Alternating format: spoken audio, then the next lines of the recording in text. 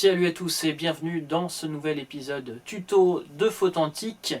Cette fois-ci, on va aller sur GIMP.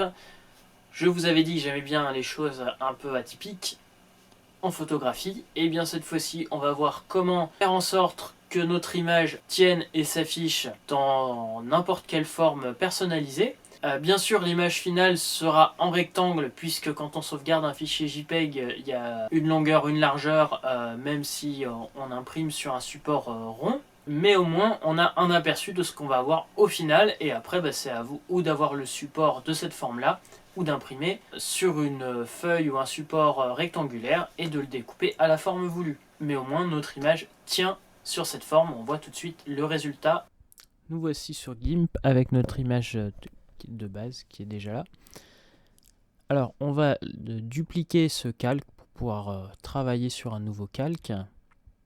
Donc on laisse notre image originale de côté, qu'on va ensuite rendre invisible. On crée ensuite un calque vide.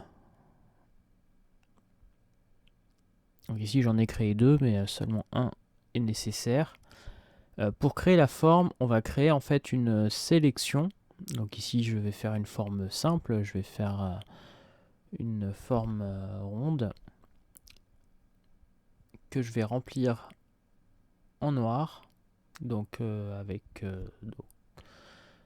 le pot de peinture avec la couleur noire. Donc comme je montre ici, il faut par contre qu'elle soit bien en noir.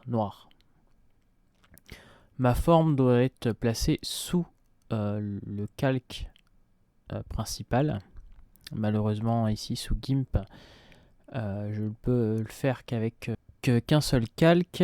Il faut tout désélectionner. Voilà, donc mon calque est maintenant dessous, sous le calque que je veux afficher. Et ensuite, je vais devoir travailler le mode, donc qui doit être éclaircir seulement.